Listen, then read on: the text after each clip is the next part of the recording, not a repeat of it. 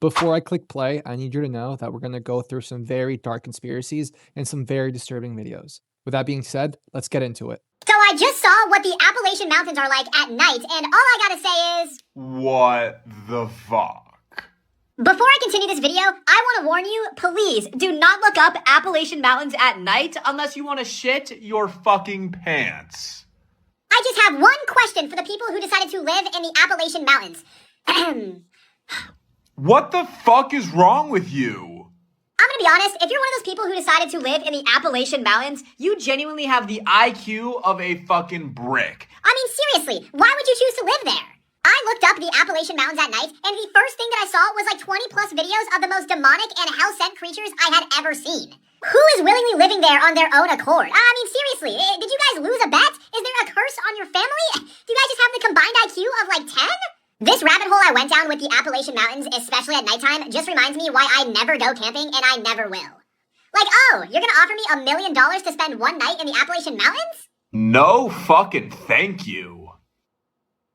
I need to look more into that. I gotta look into the lore of the Appalachian Mountains. Sometimes a video goes viral on Al Gore's internet that is so impressive and so inspiring, such a spectacle, that it gets my wheels turning to come up with ideas. This is one of them. This is one of those videos. Here we have a woman handcuffed in the back of a police truck, escaping through a crack in the back window while the police were searching her pickup truck.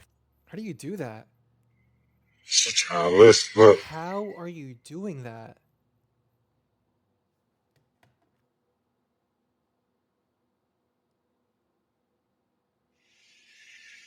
They don't even see. They don't even see. They gonna kill her. They gonna be. Look. Look. Y'all seen it live. This is live. Oh my God.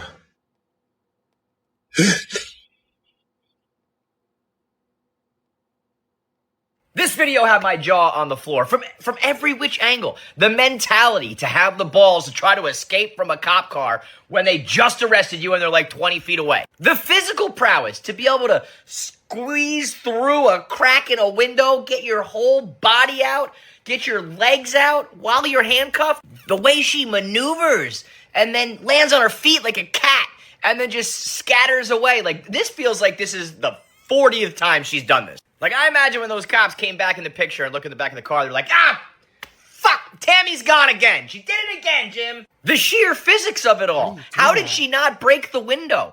How did she not fall down? How did she do this? She's like goddamn Spider-Man. And so I'm inspired. I think this was so entertaining and had me thinking, like, can other people do this? Are there other people who are better than her at this? We need a white trash Olympics. We need a white trash competition, and one of the events will be escaping from the back of a cop car while you're handcuffed through a crack in a window. And let me tell you something, this bitch is going to be on top of the podium getting the gold medal. Everybody else is playing for second. Maybe once white trash Olympics starts to roll and the competition really starts to come in, then we'll see someone better at climbing out of the back of a cop car while you're handcuffed through a crack in a window. But for right now, she's like the Ronda Rousey. Like, there's just not that much competition.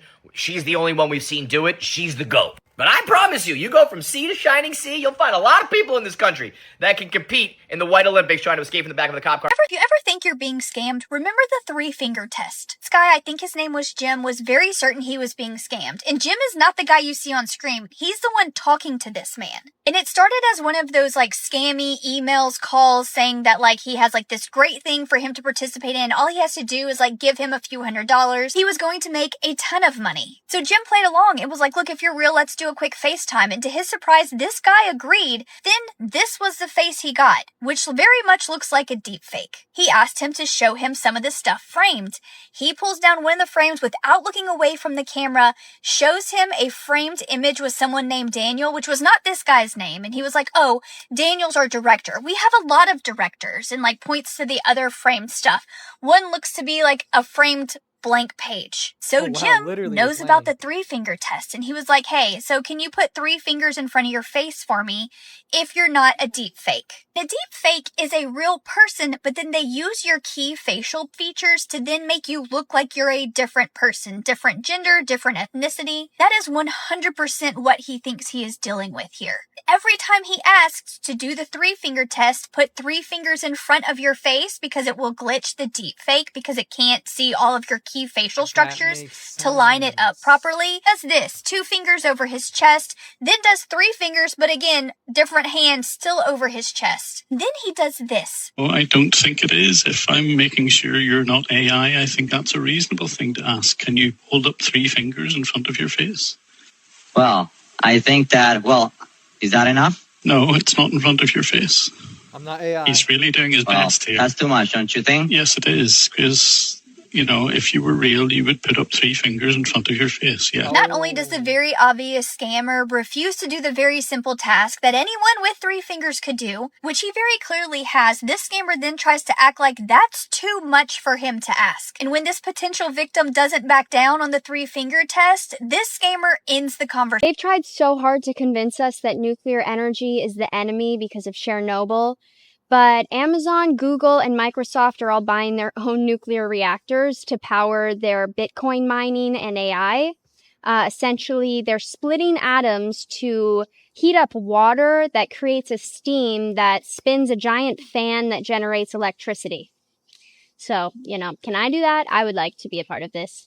Not a part of yours. I just think that that sounds like free energy, if not discounted energy. Anyways, this is my driver. Let me know if anyone wants to go in on a nuclear reactor with me. I tried to build a particle accelerator a few years ago, and I realized I can't do this without nuclear fusion. Sucks. And I didn't want to blow up the house.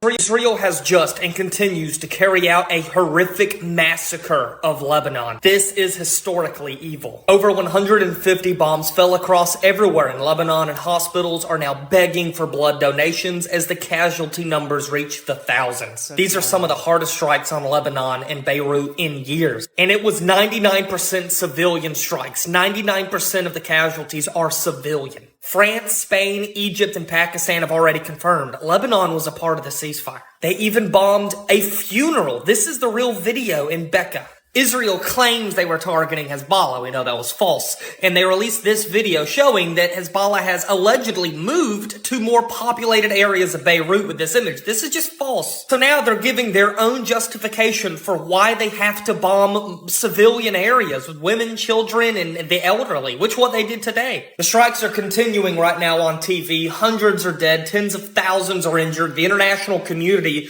is in shock. World leaders are in genuine shock right now, calling Pakistan, asking, they're a part of the ceasefire, right? And Pakistan has confirmed, yes, they are as of this morning.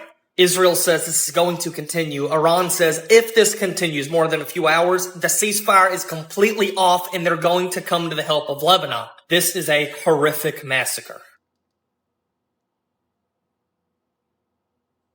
Okay, hold on a second. I just saw a bunch of posts about how the image of Earth that NASA gave us, if you mirror it down the middle, it looks like Baphomet with this goat head.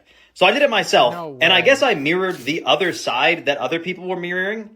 But look what I got when I mirrored it, man. That looks even more Baphomet-y than the original that I saw. Now, we know that NASA released 2 images of the Earth 12 hours apart, where the clouds were in the exact same spot. Did everyone see that? We also know that this obviously is not Earth. I'm telling you, man, if you thought the files that got released were crazy, if you thought fluoride and GMOs and all these psyops and conspiracies were crazy, wait until you find out about the true nature of our reality, because it is literally mind-blowing.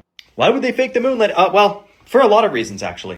So this is the original that I saw from Holistic Health Nut, and took me 15 minutes to figure out how to mirror this image. But this is what I got, and you got the 2 eyes, the goat horns, and the beard or the long face. I bet you there's a ton of images that have been released to the public of certain things that if we mirror them, have Baphomet or other stuff in it. Like the one I'm not going to share here, but the King Charles portrait, that one's fact checked now, so you can't even post that. Anyway, clearly they want you in a lowered state of consciousness and to be all spun up around the axle about what's going on today, namely with the fact they're putting strange chemicals in the air, definitely, and food and water supply.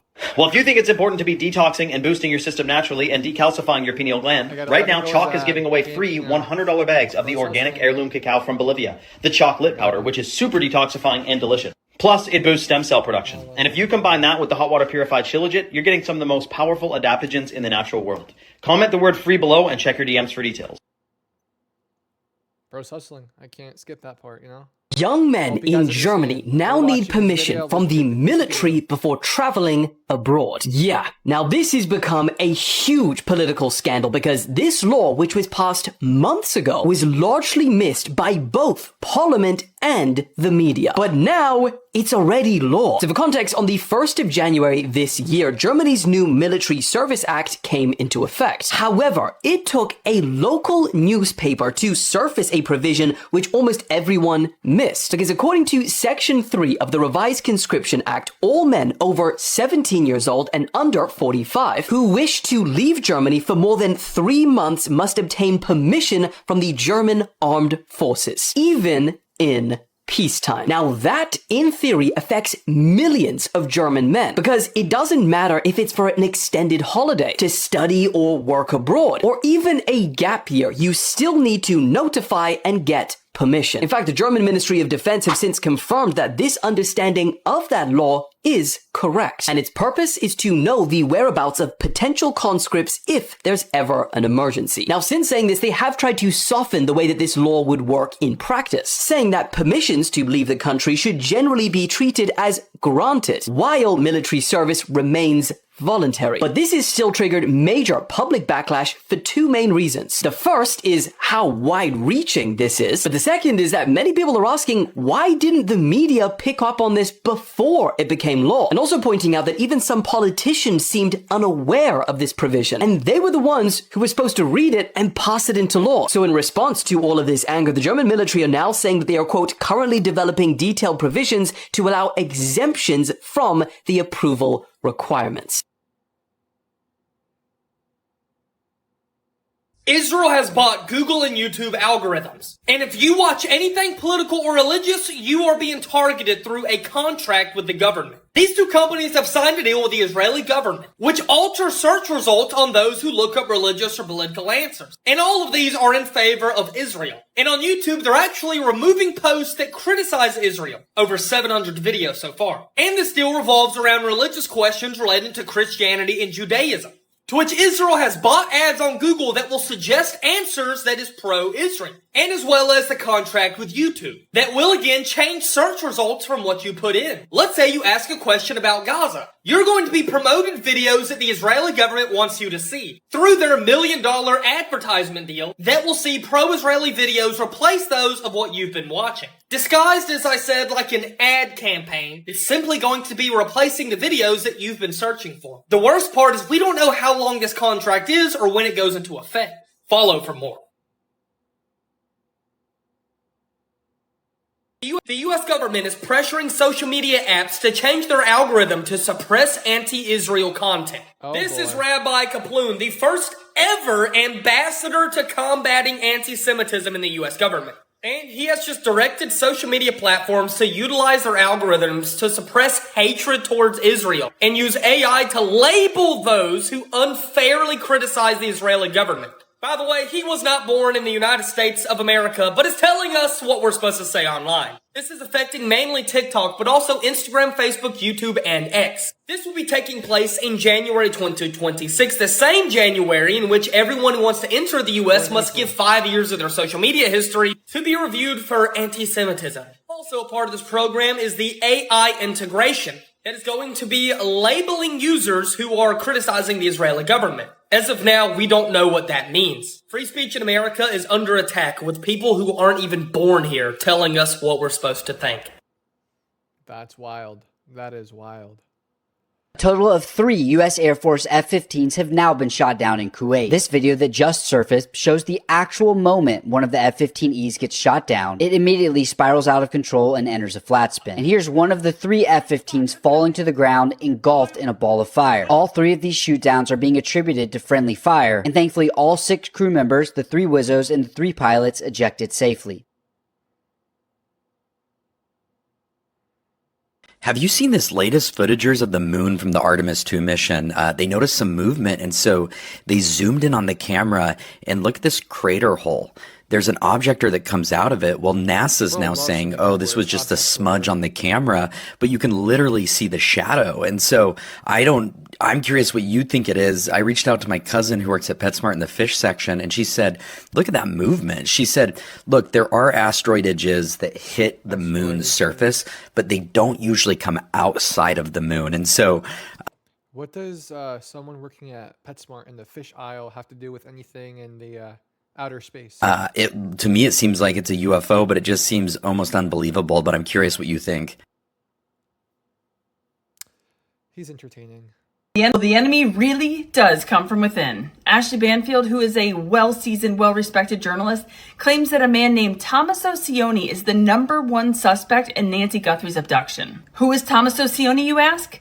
Nancy Guthrie's son-in-law. Yep, he is married to Savannah Guthrie's older sister, Annie. Annie and Tommaso were the last 2 people to be seen with Nancy when they dropped her off at her house at 9:45 on Saturday night. Banfield claims that her source says not only is 50-year-old Cioni the prime suspect, police have towed Annie's car in for forensic testing as they believe it's linked to the abduction and is suspected to have been seen near Nancy's home in the middle of the night. Multiple cameras connected to the home were smashed in, and the back door was left wide open, which is interesting considering blood was found at the front door and inside the residence. The other major update to the story is that yesterday afternoon, TMZ reported receiving a ransom note. They turned the email over to police, but it was said to have demanded money in exchange for Nancy's safety or else. And reportedly, it listed some type of inside information that only someone present during the crime would know to be true.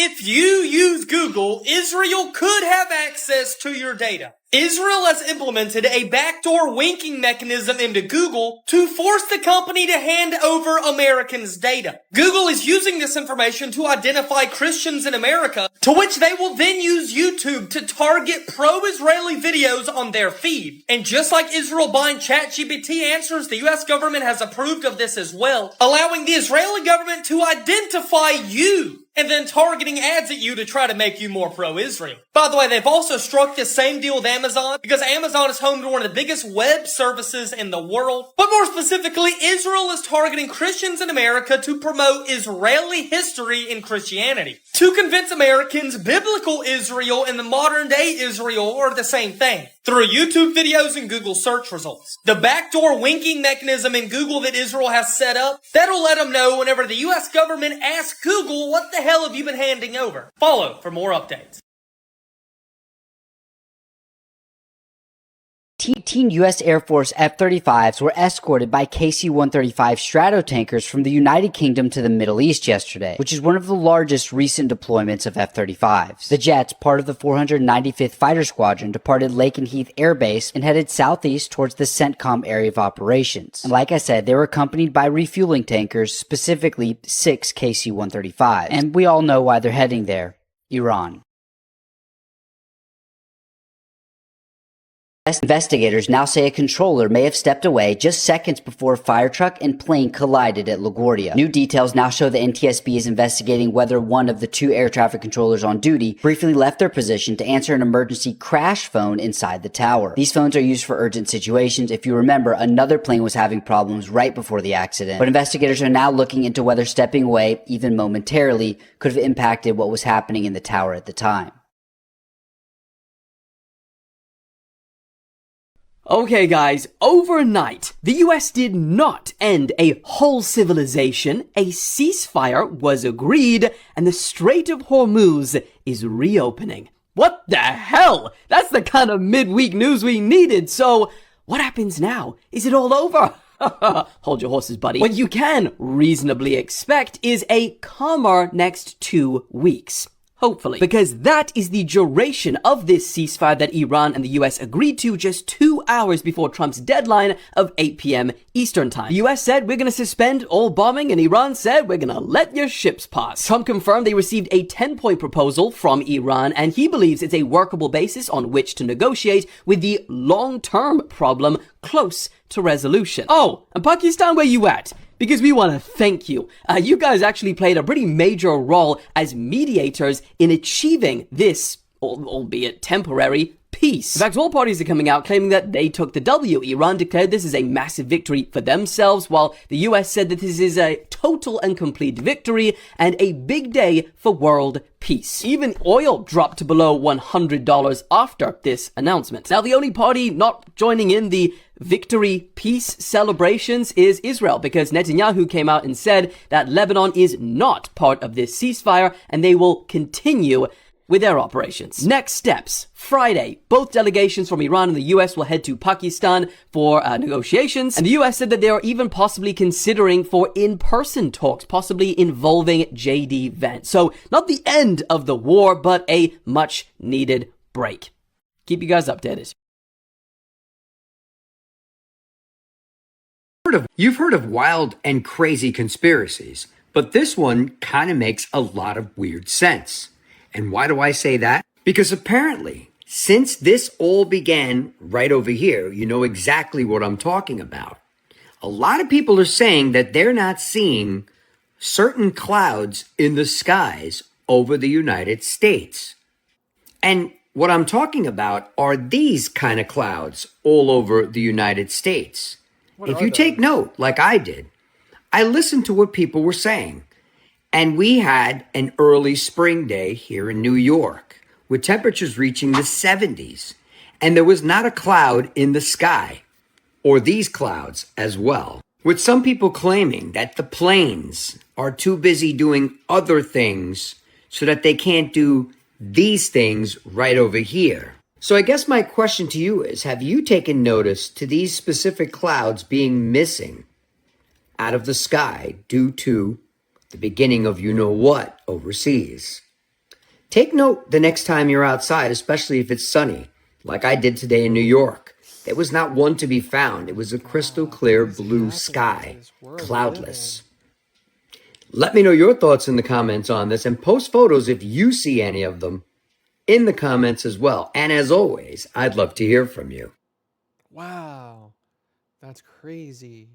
While we were all distracted with Trump's deadline for the war, the House Oversight Committee set a date for Bill Gates to testify regarding his ties to Jeffrey Epstein. This will happen on June 10th, and I have to wonder if they're going to ask him about the email where he's asking for STD medication for Melinda, ask him about the 2017 emails that show Bill Gates and Epstein discussing a pandemic simulation years before COVID-19, or ask about the conversation where Jeffrey Epstein asked Bill Gates, how do we get rid of all the poor people as a whole? Gates said that he welcomes the opportunity to appear before the committee and that he never witnessed or participated in any of Epstein's illegal activity, even though he had to apologize to his staff for having extramarital relations with Russian girls that Epstein procured. Can we call Melinda to the stand? You care to say anything about that? You know, I think those are questions Bill needs to answer. Okay. I'm sure he's just going to answer these questions like Bill and Hillary Clinton did when they had to testify. She or any other young female on that trip underage at that time? Not that I'm aware of. Or maybe he'll just say it doesn't matter now because, well, he's dead, so, in general, you always have to be careful. I'm sure that's exactly what he'll be when he's answering these questions. As always, I want to hear what you think about all of this down below. I can't believe that the rich can just... it's in writing. It's literally in writing. Everything. Oh, he's no longer alive. August 10th, 2019, a woman seems to have a premonition just 38 minutes before the incident. That's what it feels like. This woman is at work, and the past few hours, she has been, by all objective accounts, a pretty bad employee. She's been looking up furniture sales online. She's been taking a nap. But for some reason, at 5:52 in the morning during her night shift, it's no longer sofas and coffee tables. This woman types into the search bar of her government computer, latest on Epstein in jail. Her desk is just 15 feet from Jeffrey Epstein's jail cell. She's supposed to check up on him every 30 minutes through the night, but she and her fellow officer do not do that. And instead of getting up and walking over to see Jeffrey Epstein in jail, another search is made 10 minutes later, 5:52 a.m., latest on Epstein in jail. That's weird. Some people could call it a premonition because just 38 minutes later, Jeffrey Epstein is found dead in his jail cell. But when the DOJ asked her about it, she says, I don't remember doing that. So for reasons she says she can't recall, she used her work computer twice, allegedly, to look up the man she was supposed to be watching who was 15 feet away from her. She looked him up right before the rest of the world even knew he was dead. Was this like the latest? Yes, it was released in the latest Epstein files on January 30th. That's freaking insane. And there's more. Chase Bank had flagged the FBI of suspicious transactions to her Chase account, cash deposits. All of them were under $10,000. It was like a total of $11,000, but experts weighed in and they said for Chase to flag those types of cash transactions To the FBI? to the FBI means that it must have been a certain cadence. And interestingly, one of the biggest cash deposits, which was like $5,000, was the same day that Jeffrey Epstein was moved into the special housing unit, which is the unit that she is in. Wow. So all of this, I mean, the answer could be as simple as this is all a coincidence, or maybe it is a glitch in the computer, or it could be as dark as some people just know things before they happen, and maybe it has nothing to do with a premonition. That is what the House Oversight Committee wants to know, and why they want to formally interview Epstein's jail guards again, to answer all the questions, not just about the searches, but also how the exact day that Epstein is returned to the special housing unit, the same guard gets a cash deposit to her bank account, why Chase Bank flagged 12 separate cash deposits to her bank account as suspicious activity, and why at the time knowing all of this, the Department of Justice never questioned her about any of the cash deposits. And the only reason that we know any of this is because it's been released in the Epstein files. This emergency school board meeting has been called in a small town in Tennessee, all because of one man. Because of what he did, this small town is expecting not just hundreds, but potentially thousands of its active and former citizens showing up to see what will happen to Keith Irvin, all over what this man did to a high school student during a public school board meeting, where Keith Irvin was not only present, but he is an active school board member. God, you're hot. You know that? Where do you go to school at? I go Crockett. All right. Now that everyone has seen and heard what this man did to this high school student during a school board meeting, not only scheduled protesting, they have petitions up to have him removed, but now an emergency meeting has been called by one of the other members of the school board. Surely this emergency meeting was called by the superintendent, Jerry Boyd, who was literally sitting on the other side of that child as this happened to her, and then did and said nothing to stop it, and then laughed along with everyone else. He told a child how hot she was to him. Nope, the board member who is calling this emergency meeting is one of the women on the school board. Meet Annette Buchanan, who after the shock of this moment has worn off and now everyone has seen it, she said enough is enough. Problem being, and the reason why everyone is going to be showing up to this meeting is because they can't fire this man. He has to resign.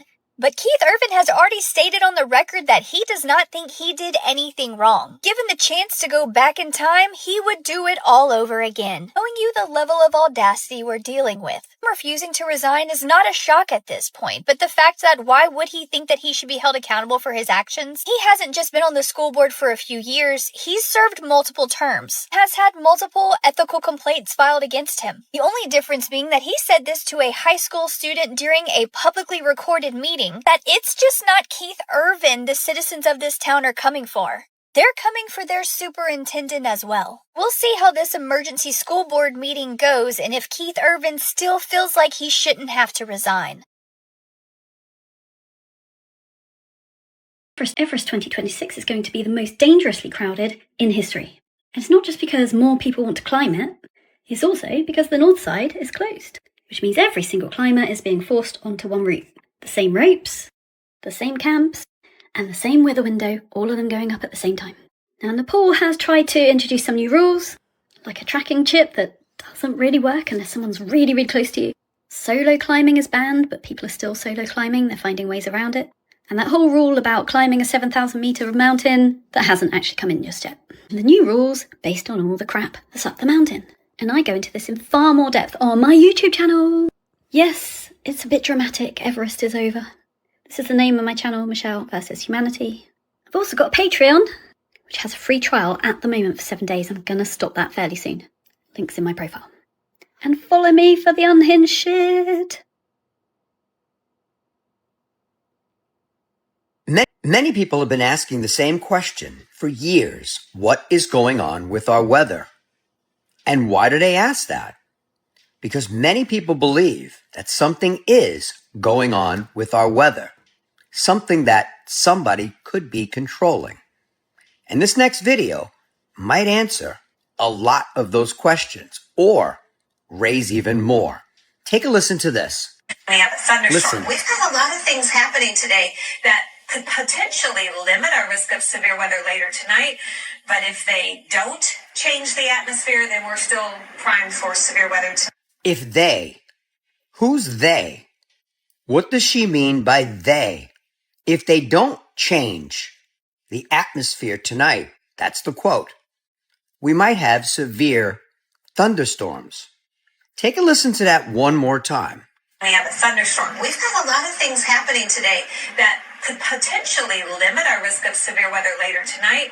But if they don't change the atmosphere, then we're still primed for severe weather. The video sparked a lot of debate and a lot of conversation, rightfully so. Once again, who is they? And what is she talking about?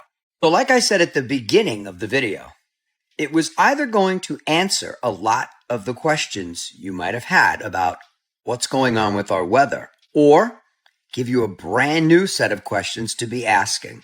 Let me know your thoughts on this in the comments. And as always, I'd love to hear from you.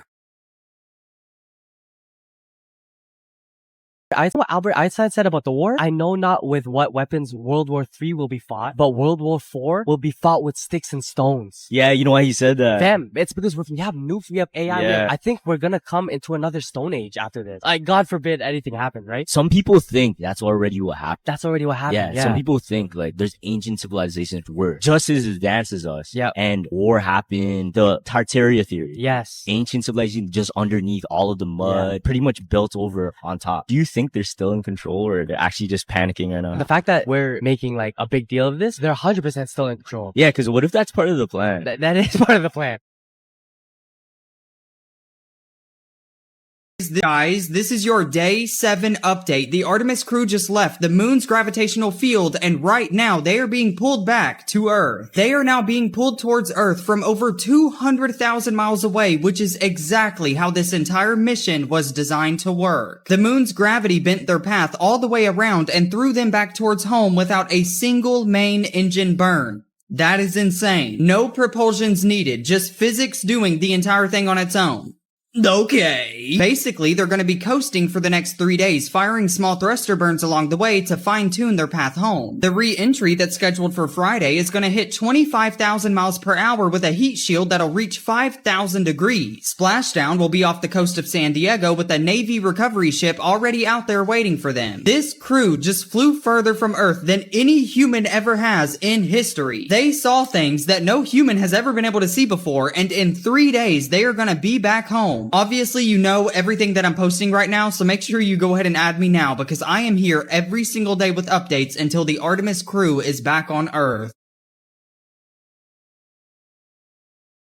Bible verses that make me scared of the ocean. This is like a subreddit to my terrifying ocean series. There's so many verses in the Bible that are gonna make you not want to ever dip your toesies in the ocean. Like, I can't. Let's just dive right into it. Number 1, Isaiah 27:1. The Lord will punish Leviathan, the fleeing serpent, the twisting serpent. He will slay the monster of the sea. This is proving. Okay, y'all, wait, but here's the question. A lot of y'all are saying, and maybe I haven't read this part in the Bible where you guys are saying that God took out the Leviathan, like the Leviathan's dead. Then the other half of y'all are saying that there were two Leviathans. Some people translate it as having two heads, and other people translate it as there were two. God took out the female so it couldn't reproduce, but there is a Leviathan still in the sea to come out in the end times. Am I understanding this right?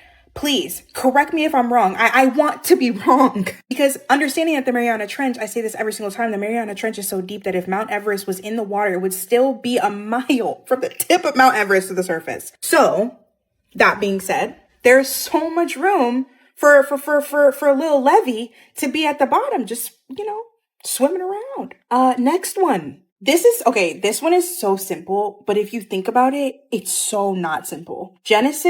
Back to the beginning, Genesis 1:2 says, darkness was over the surface of the deep. So you're telling me before anything existed, it was water? There was water there? Because the Bible says there's waters above and waters below. So this is exactly why, listen, call me crazy, call me tinfoil, but have y'all seen like a rocket ship in the sky? It literally looks like it's underwater. I believe that space is the ocean and the ocean is space. Come for me if you want. Let's keep going. This one, a lot of people probably wouldn't even find it terrifying, but Jonah 2:5-6. The engulfing waters threatened me. The deep surrounded me. To the roots of the mountains, I sank down. So we really have to think about like what Jonah actually went through. Obviously, we know he was swallowed up, stayed in the belly of a fish. Can you actually freaking imagine falling into the deep sea and then getting swallowed? Like, we don't talk about that enough. Okay, he gets out, he does God's will at the end of the day, as he should. However, we don't talk about how we got there. Am I the only one that like gets shivers from that? Like, that's only 3. There are plenty more, but listen, y'all, as always, I'm gonna ask you, make sure you like and comment, but do you want a part 2? Do you really?